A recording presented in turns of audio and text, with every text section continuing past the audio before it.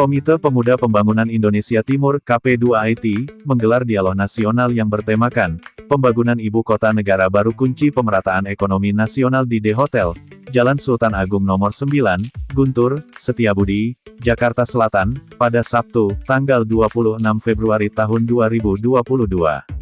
Narasumber yang dihadirkan pada dialog nasional tersebut, seperti Presiden KP2IT yang juga Bupati Bintuni Petrus Kasihiu, Bob Hasan Ketua Umum DPP Arun Ajib Hamdani, Kadin Indonesia dan pengamat ekonomi Indogo Network, Andrinov Caniago, mantan Kepala Badan Perencanaan Pembangunan Nasional, Bappenas periode tahun 2014 sampai tahun 2015 dan Ida Susilawati, Lembaga Reklasering Internasional Kaltim, dengan moderator acara dipandu oleh Agnia Adini.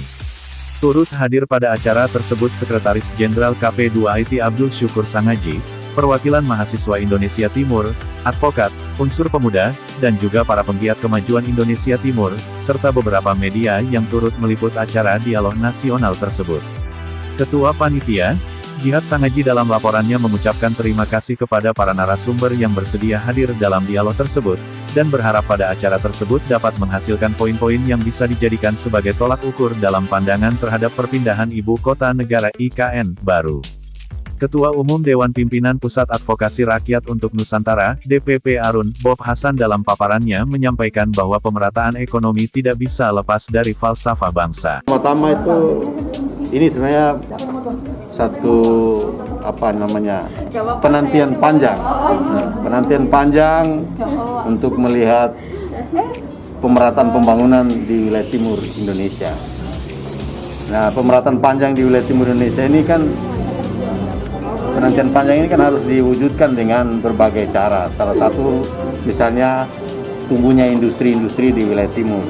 Tapi bagi saudara-saudara kita yang berlainan pandangan, mari kita lihat dari aspek-aspek yang positifnya dulu. Ya, pasti ada kekurangan. Karena tadi kalau kita lihat ada yang melihat dari sisi bagaimana terwujudnya satu keputusan atau undang-undang, itu masih belum ada pelibatan semua pihak. Itu dari aspek. Nah, ada aspek lain yang melihat bahwa Kalimantan itu hutan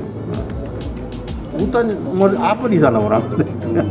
Tapi kalau kita berpikir itu, dulu juga di Papua itu hutan, katakanlah di Timika itu hutan, tapi dengan pembangunan kota pola kencana jadi bagus. Kota di dalam hutan, kota bernuansa ya, alami. Ya, mungkin di Kalimantan akan seperti itu, kota yang ibu kota bernuansa alami yang dekat dengan alam. Salah satu Bapak terkait dengan pembukaan tadi, ketimpangan ini cuma yang modal seperti apa antara Jawa dengan Indonesia bagian sini? Ya, ketimpangan itu kan berkaitan dengan contoh seperti kita mobilisasi sumber kekayaan alam kita, misalnya dari kalau orang ada di Jakarta nih, di sekitaran Jakarta atau sekitaran Pulau Jawa, ada potensi ikan, udang, dan lain-lainnya. Itu cepat sekali sampai di pusat pemasaran. Ya. Tapi kalau kita di Papua, sekalipun potensinya melimpah, tapi pusat pemasarannya jauh. Jakarta jauh. Yang tadi saya bilang, kebutuhan udang di Jakarta ini per hari itu 2 ton. 1/4 itu dari Teluk Bintuni. Tapi melewati proses yang panjang jauh. Dan tentunya cost-nya tinggi. Nah, itu seperti itu.